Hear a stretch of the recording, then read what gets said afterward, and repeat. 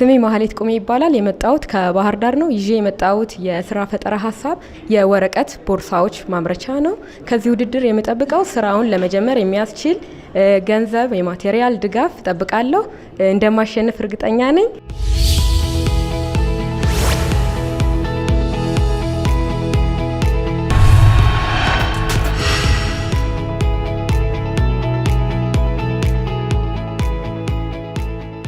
ይሄን ሀሳብ ልጄ ሊመጣ የቻልኩበት ዋነኛ ምክንያት የፕላስቲክ ከረጢቶች በሀገራችን በኢትዮጵያ እያደረጉት ያለው የአየር ብክለት ይህንንም አስመልክቶ በመንግስት ደረጃ የፕላስቲክ ምርቶችን ያለመጠቀም ሪስትሪክሽን ስላለ በዚህም ምክንያት ይህንን ምርት የሚጠቀሙ ተጠቃሚዎች ይህንን ሊተካ የሚችል ማቴሪያል ስለሚያስፈልጋቸው ገበያው ስላለ ይሄን ምርት ይዤ ልመጣ ችያለሁ ማለት ነው።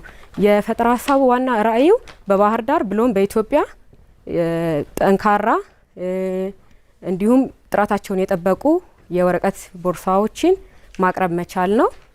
ይሄንን ስራ ለመስራት የሰው ኃይል እንዲሁም ደግሞ የማቴሪያል ድጋፍ እፈልጋለሁ። ይሄንን ስራ ሌሎች ሰዎች እየሰሩት ይገኛሉ። ይሄን ሪስትሪክሽን አስከትሎም እኔ ግን ይዤ የመጣሁት አድ ማደርገው ቫልዩ ምንድነው ወጪ በማይጎዳ መልኩ ፕሪንት አድርጌ ሰው ይሄን ማቴሪያል እየተጠቀመ ሲጠቀም ለአካባቢ ተጽዕኖ የራሱን አስተዋጽኦ እያደረገ እንዳለ የሚገልጽ ነገር አሰፍራለሁ። ያለኝ ሀሳብ ይሄ ነው።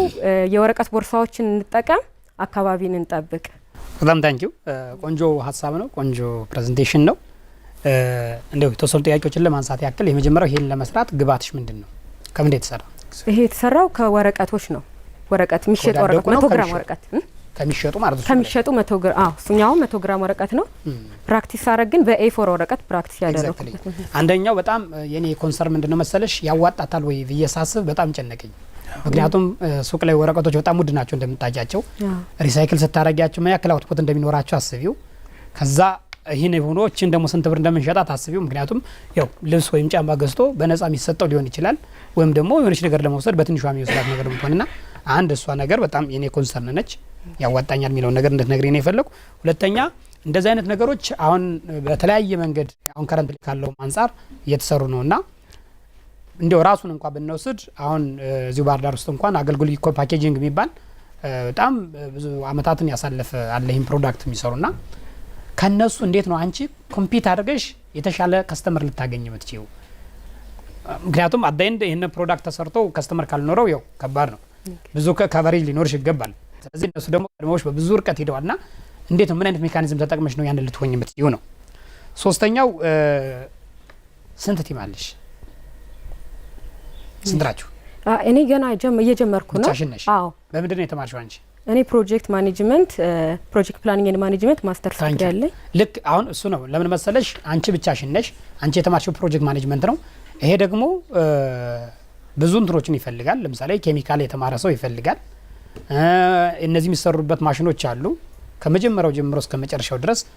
እነዛ ማሽኖችን ኦፕሬት ለማድረግ ምን ለማድረግ አሁን መጀመሪያ እንኳን ይሄን ሰሰሪ እንደው ዝም ብሎ ፕሮዳክቱን ዴቨሎፕ ማድረግ ብቻ እንዳይሆንብሽና ቲሞችሽን እዛ ጋር ኮንሰርን ብታደርጊ። ምክንያቱም እንደዛ ካልሆነ እኔ እንደዛኞችን በቅርበት ስለማቃቸው ያላቸው የቲም ኮምፖዚሽን በዛ ልክ ባይሆን ልጆቹ በዛ ልክ ሰክሲድ ማድረግ አይችሉም ነበርና እሱን እንድታስቢበት ነው። የሁለቶችን ጥያቄዎች የተወዳዳሪዎችና የኮስቱን ነገር እሺ፣ የተወዳዳሪውን ቅድም እንደገለጽኩላችሁ ነው። ተወዳዳሪዎች እንደሚኖሩ ይታመናል። ነገር ግን እኔ አዌርነስ መፍጠር ስለሆነ ከማህበረሰቡ ላይ እነዚህ ፖዚቲቭ ቶቶችን ይሄን ማቴሪያል ብዙ ተጠቃሚ እንዲኖር እነዛ እንትኖች ይኖራሉ። ከዛም ባለፈ ደግሞ ታጎችንም እንጨምራለን ወይ ደግሞ ዲዛይን በመፍጠር የካልቸራል ጥበቦችን መለጠፍ ሊሆን ይችላል እንደየከስተመሩ ፍላጎት። እነሱ ነገሮች አዳደርጋለሁ። ወረቀት ገዝተሽ ሰርተሽ ያዋጣኛል ብለሽ ታስቢያለሽ? አዎ አስባለሁ። ምክንያቱም እያንዳንዱ የራሱን የቻለ ኮስት አለው።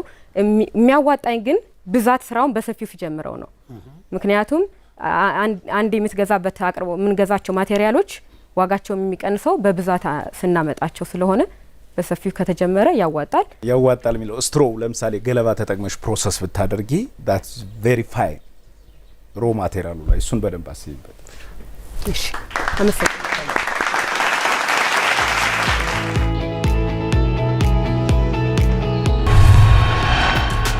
ውድድሩ እጅግ በጣም ጥሩ ነበረ። ደቂቃ ያንሰኛል ብዬ ሰግቼ ነበረ። በተሰጠችኝ ደቂቃ ሀሳቤን ለማቅረብ ሞክሬያለሁ።